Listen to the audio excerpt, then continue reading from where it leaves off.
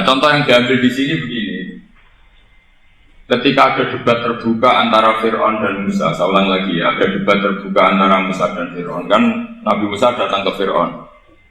Lalu kata Fir'aun, ini asal-usul ayat ini, saya terangkan sejarah. Kata Fir'aun, lalu kalau kamu tidak nuhankan saya, Tuhan kamu siapa? Terus kata Musa, Rabbus samawati wal ardi, yang nuhani langit dan Fir'aun masih berkelit. Kalau Tuhan di bumi, setahu saya kemana-mana yang dituhankan saya, kata Fir'aun. Ma'alim tulakum min ilahi ini. Terus Nabi Musa masih ngendikan, ya sudah Tuhan yang nuhani langit. Terus Fir'aun manggil Haman. Haman itu arsitekturnya Fir'aun. Ya Haman ibnili sorhal ali abdul asbab samawati at-taliya ila ilahi Musa. Haman bangunkan kami piramida yang tinggi. Saya ingin melihat Tuhannya Musa. Musa akhirnya mikir, karena kalaupun Fir'aun bisa naik ke langit tetap tidak bisa melihat Tuhan. Kita tahu Tuhan nggak bisa dilihat. Kita yang mungkin aja tidak lihat, apalagi Fir'aun rivalnya kan. Akhirnya Musa ganti argumentasi, yaitu argumentasinya Musa, Rabbukum wa Rabbu abaikumul awwal. Ini perlu diingat dan perlu saya sampaikan. Yang nuhani kamu dan yang menuhani leluhur kamu, itu sangat memukul Fir'aun. Karena logikanya kalau Fir'aun itu Tuhan, berarti babanya dulu tanpa Tuhan. Ini ada Tuhan terlambat. Jadi kalau Fir'aun Tuhan, berarti mbahnya tanpa Tuhan, karena zaman era mbahnya belum ada Tuhan. Karena perdebatan itu banyak punggawa Fir'aun yang mukmin. Wah, ini Fir'aun nggak benar ini. Kalau dia Tuhan berarti mbahnya tanpa. Karena kalau iman itu akan diadili, akan dieksklusi, maka orang ini berstatus rajulun mu'minun min ali fir'auna yaktum imanah. Maka di Quran diterangkan wa qala rajulun mu'minun min ali fir'auna yaktumu imanah. Ada seseorang yang iman tapi menyembunyikan iman. Lah orang ini selalu ikut rapat di rapat-rapat penting Fir'aun, termasuk rapat ketika Fir'aun dan para tentaranya memutuskan membunuh Musa. Karena dia ikut rapat dan eksekutornya besok disuruh menangkap Musa.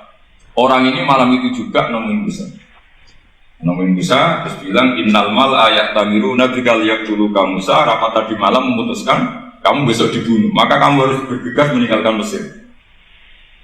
Nah, dari kesimpulan itu, dari cerita itu kemudian diambil secara hukum fikih bahwa untuk menyelamatkan darah harus jasa, harus bergegas. Andai kan Musa itu kok sak kobre, sak sempate, maka keburu.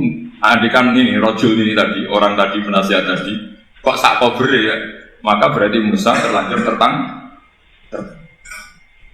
Jadi itu pentingnya ulama ya. Jadi cerita yang linier, cerita yang seakan-akan cerita di tangan ulama tetap menjadi al-ahkam al-fiqhiyah, menjadi ketentuan-ketentuan apa? Oke. Jadi yang diambil di sini adalah lelaki tadi yang ikut rapat jadi bergegas menemui Musa, memberitahu kalau kamu besok mau dieksekusi, fakrus, maka kamu harus cepatnya keluar dari Mesir untuk menyelamatkan. Terus oleh Sayyidudin tidak bisa dibabkan bab harus tergesa-gesa menyelamatkan darahnya orang apa? Islam. Jadi ini penting saya sampaikan. Jadi al-qasas ya, semua cerita di Quran itu tidak sebagai cerita, karena Quran tidak ingin melahirkan pendongeng, tapi harus menjadi ibrah, menjadi teladan. Jadi makanya terus di kitab-kitab ulumul Quran diterangkan al-qasas ya, beberapa cerita di Quran adalah semuanya menjadi ketentuan fikih. Saya ulang lagi ya, semua cerita yang ada di Quran itu menjadi ketentuan fikih, meskipun alurnya apa? Cerita. Kayak tadi kan alurnya cerita bahwa lelaki ini bergegas menemui Musa supaya Musa cepat keluar dari Mesir. Terus dibakar babul musaroah ilan musifid. Saya teruskan. Wa kama laro'ai nama yaktulu musliman lau tabtu'u alaihi laqota lagu fal musaroah ila takhlisihi min wajibatun.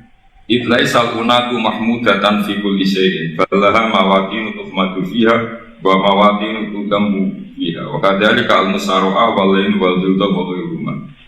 Nas'alullaha ay waffiqana lil amal fi ta'ati fi mawaqi'iha wa madhaniha.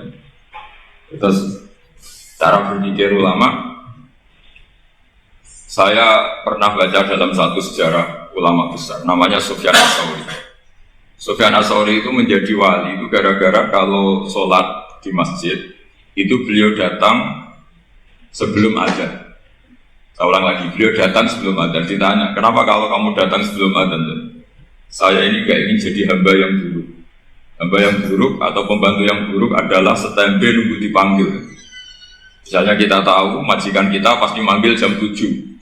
Kemudian jam 7 itu Anda masih ngopi, masih tata-tata, itu kan tidak menghormati majikan. Harusnya kamu setempe di jam yang saat itu pasti majikan Anda memanggil. Kata beliau, saya tidak ingin seperti pembantu yang buruk. Datang nunggu apa? Dipanggil.